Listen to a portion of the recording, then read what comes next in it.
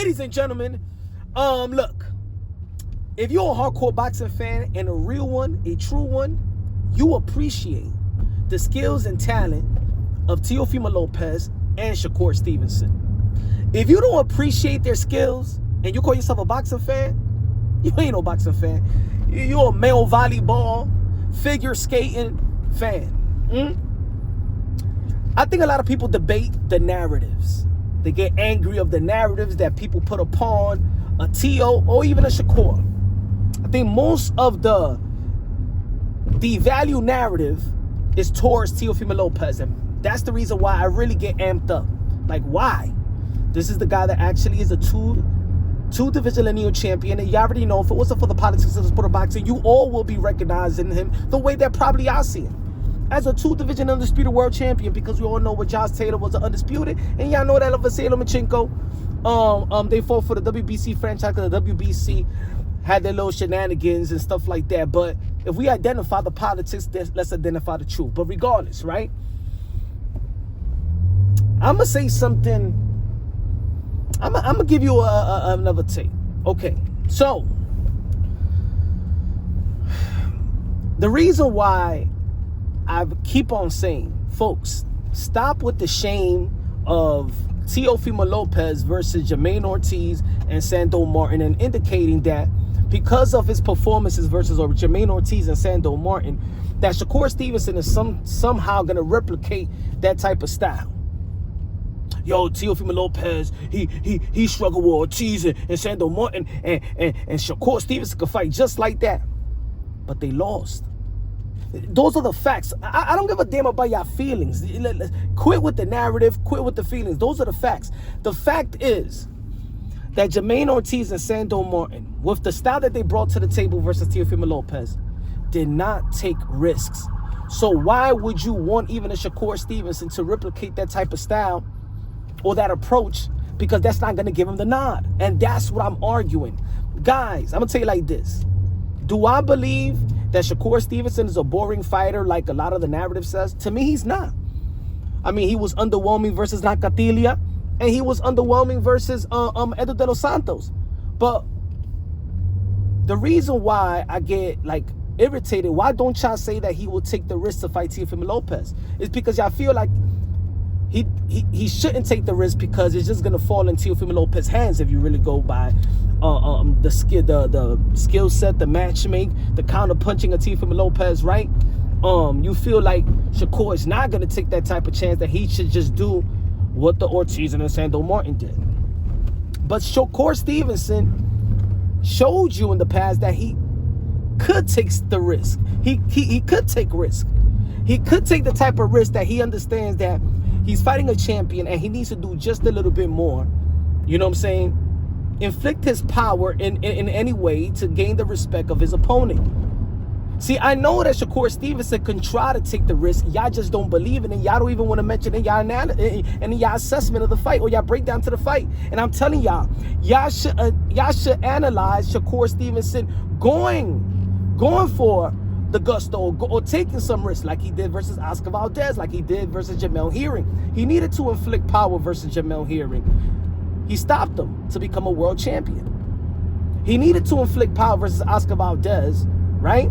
He dropped him. So why y'all trying to analyze Shakur Stevenson like actually staying away?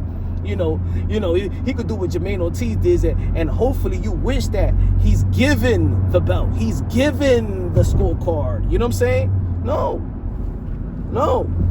Shakur Stevenson may have to do what his boy Andre Ward, or approach it. He may have to approach it like that, like Andre Ward had to do with Sergey Kovalev. See, they was not going to give it to Andre Ward. He had to take it from Sergey Kovalev. Let's not forget the infamous Deontay Wilder versus Tyson Fury. What did Tyson Fury had to do? What did Tyson Fury had to do in the second fight? He couldn't get the nod in the first fight, right? Everybody thought that he outboxed Deontay Wilder, but did he take it from Deontay Wilder? No. So in the second fight, he needed to become Deontay Wilder himself. A lot of people always emphasizing, yo, but Shakur Stevenson, he would Terrence Bud Crawford, so you know he coming ready. Yeah, but then y'all don't Y'all don't identify Shakur as a Terrence Bud Crawford. So what do y'all mean about that? Crawford is with Shakur. Crawford always been with Shakur. That doesn't mean that he fights like Terrence Bud Crawford, but maybe he shouldn't take the risk like a Bud Crawford. He want to be Bud Crawford a lot, right? You know what I'm saying? He's motivated. He's inspired. He's inspired by Bud. It's like Bud little brother. But he might have to do what Bud did in the championship rounds like he did versus Canelo Alvarez, because if you know on the scorecard, if Bud Crawford never adjusted and exchanged punches, like in the second half of that fight, especially in the championship round, the 9th round, the 11th and 12th round, if you look at the scorecard, Terrence Bud Crawford was going to lose that fight. So he needed to take these type of chances and risk. He needed to put his chin to the test, and exchange with Canelo Alvarez, and he won those exchanges. Thus, me saying that, guys, stop it with the shame and, oh, you got a Jermaine Ortiz, Sando Martin, because that's not gonna cut it versus Teofimo Lopez. It didn't cut it for Sando or Jermaine Ortiz.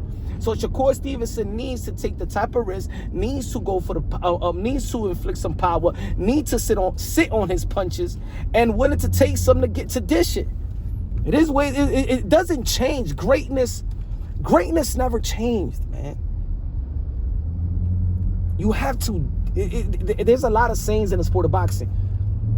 You have to take it to dish it. That's why we're mesmerized by certain fighters in the history of the sport of boxing, by their chin. Because at the highest level, you're going to get hit. You're going to get hit. Floyd Mayweather got hit. If Floyd Mayweather didn't have a chin, if Floyd Mayweather didn't stand his ground, he probably never would have beaten even a Shane Mosley. You know what I'm saying? You're going to get hit like he got hit by Zab Judah. He go like chop Courtney and stuff like that. He got hit by even Oscar De La Hoya as well. You know what I'm saying? All these guys at the highest levels going to get hit. They're going to get hit. You know what I'm saying? So, I got T.O. like y'all already know. I got T.O. beating Shakur Stevenson. But I think y'all even downplaying both of these fighters. Both of these. So y'all downplaying Shakur and T.O. More T.O. because, see, T.O. proven his greatness. See, Shakur Stevenson has all the intangibles to be great, to be one of the greatest. T.O. of this era already proved his greatness. It's just now enhancing his greatness. And yeah, greatness has its hiccups as well, just like every other great fighter. Just like Mike Tyson's greatness had hiccups. Just like Muhammad Ali's greatness had hiccups. You know what I'm saying? Now, everybody in their career undefeated like Floyd Mayweather. Even Floyd Mayweather had to rematch certain fights that people thought that he lost. He needed a rematch McDonald. He needed a rematch Castillo. So let's not act like these boxers are perfect, man. How about if the judges would have gave that first fight to Luis Castillo?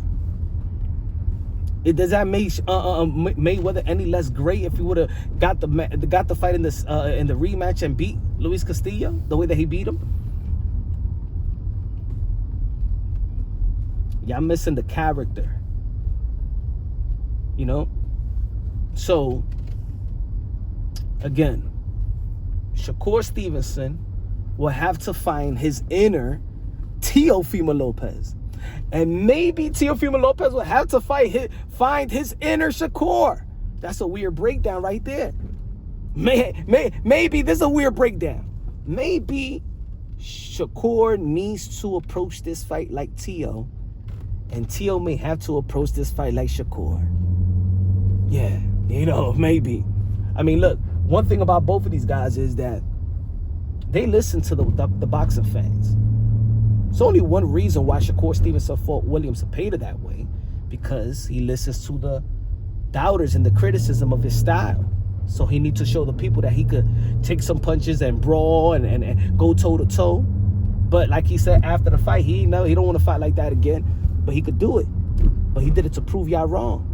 See, what about Teofimo Lopez when he fought Vasily Lomachenko? And I told y'all, my prediction was that he was going to outbox Vasily Lomachenko. Y'all thought I was crazy. And everybody was saying that Teofimo Lopez only got a puncher's chance. He could only knock out Lomachenko if he's going to win. He proved to you that he's going to outbox. So, in this matchup, all y'all guys, many of y'all are analyzing like Shakur is going to basically run, stay in the outside and all of that, but he got an ego as well. He listens. So maybe he is going to take the type of risk that I think that he probably, I believe that he knows he has to. You guys are pretending like he don't. You guys are pretending like he don't have to risk it and he'll get a victory. See, that's my problem. That's my issue with y'all. Y'all think that he don't have to take the risk. He's good enough not to take the risks because of Ortiz and Sando Martin, but maybe they'll give it a Shakur. No, they won't. He's going to have to take the risk. And maybe Teofimo Lopez will have to be the defensive guy because he's defending his world title. See, the more that Teofimo Lopez becomes slick gordo, like everybody that been following him from the amateurs, and even Bill Haney stated it when he said, yo, that Teofimo Lopez should just go back to slick gordo. And when he did, he rarely makes mistakes. So he's probably going to be more defensive. And Shakur will have to take more risks than Teo. Maybe Shakur needs to become Teo, and Teo needs to become Shakur at the highest level. Not the Shakur, when I say Shakur, not the Shakur versus Eder de los Santos. I'm talking about the Shakur of Oscar Valdez and Shakur Stevenson. The Teo over Jacoby or Josh Taylor. You know what y'all think? Hey man, the fight is 1 week away. We're going crazy breaking it down. There's so many angles to break this thing down. But hey, let's have fun with it. Y'all already know it's Punch Wrong Boxing. Love you. God bless, and on to the next.